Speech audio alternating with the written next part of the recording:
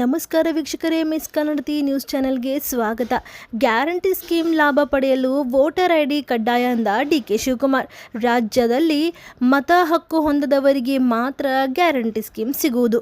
ಹೌದು ವೀಕ್ಷಕರೇ, ರಾಜ್ಯ ಸರ್ಕಾರವು ರಾಜ್ಯದ ಜನರಿಗಾಗಿ ಪಂಚ್ ಗ್ಯಾರಂಟಿಗಳನ್ನು ನೀಡುತ್ತಿದ್ದು ಅನ್ಯ ರಾಜ್ಯದವರಿಗೆ ಈ ಯೋಜನೆಗಳನ್ನು ನೀಡುವುದಿಲ್ಲ. ಹೀಗಾಗಿ ರಾಜ್ಯದಲ್ಲಿ ಮತದಾನದ ಹಕ್ಕು ಇರುವ ಫಲಾನುಭವಿಗಳಿಗೆ ಮಾತ್ರ ನೀಡುತ್ತೇವೆ ಎಂದು ಮುಖ್ಯಮಂತ್ರಿ ಡಿಕೆ ಶಿವಕುಮಾರ್ ಹೇಳಿದ್ದಾರೆ.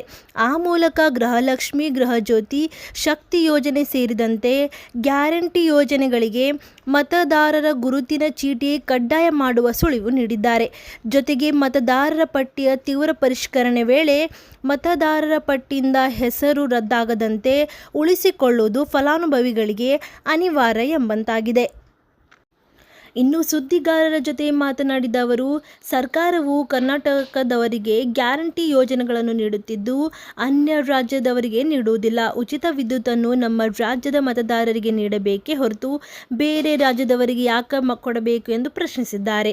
ಜೊತೆಗೆ ಬಸ್ನಲ್ಲಿ ಮಹಿಳೆಯರ ಉಚಿತ ಪ್ರಯಾಣಕ್ಕೂ ರಾಜ್ಯದಲ್ಲಿ ಯಾರಿಗೆ ಮತದಾನ ಹಕ್ಕು ಇದೆಯೋ ಅವರಿಗೆ ಮಾತ್ರ ಗುರುತಿನ ಚೀಟಿ ಅಂದರೆ ಸ್ಮಾರ್ಟ್ ಕಾರ್ಡ್ ವಿತರಣೆ ಮಾಡುವ ಬಗ್ಗೆ ಹಿಂದಿನ ಸಂಪುಟ ಸಭೆಯಲ್ಲಿ ತೀರ್ಮಾನಿಸಿದ್ದೇವೆ ಎಂದು ಕೂಡ ಹೇಳಿದ್ದಾರೆ.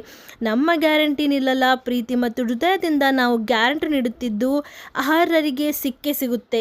ಆದರೆ ಗ್ಯಾರಂಟಿಯನ್ನು ಯಾರು ಪಡೆಯುತ್ತಿದ್ದಾರೆ ಎಂಬ ಬಗ್ಗೆ ಫೋಟೋ ಜೊತೆಗೆ ಗುರುತಿನ ಚೀಟಿ ಬೇಕು. ಗೃಹಲಕ್ಷ್ಮಿ ಹಣ ಯಾರದ್ದೋ ಖಾತೆಗೆ ಹೋಗುತ್ತಿದೆ, ನೇರವಾಗಿ ಫಲಾನುಭವಿ ಖಾತೆಗೆ ಹಣ ಹೋಗಬೇಕು. ಅವರೇ ಡ್ರಾ ಮಾಡಬೇಕು. ಹೌದು, ಆದರೆ ಬೇರೆಯವರು ಡ್ರಾ ಮಾಡುತ್ತಿರುವ ಬಗ್ಗೆಯೂ ದಾಖಲೆ ಇದೆ. ಹೀಗಾಗಿ ಪರಿಷ್ಕರಣೆಗೆ ಮುಂದಾಗಿದ್ದೇವೆ ಎಂದು ಡಿಕೆ ಶಿವಕುಮಾರ್ ಹೇಳಿದ್ದಾರೆ. ನೀವು ಕೂಡ ಗೃಹಲಕ್ಷ್ಮಿ ಯೋಜನೆಯ ಫಲಾನುಭವಿಗಳಾಗಿದ್ದರೆ ನನ್ನ ಚಾನೆಲ್ಗೆ ಸಬ್ಸ್ಕ್ರೈಬ್ ಮಾಡೋದನ್ನು ಮರಿಬೇಡಿ ಸ್ನೇಹಿತರೆ. ಇನ್ನು ಮುಂದೆ ಬರುವ ಎಲ್ಲ ಮಾಹಿತಿಯನ್ನು ನಾನು ನಿಮಗೆ ತಲುಪಿಸ್ತಾ ಇದ್ದೀನಿ.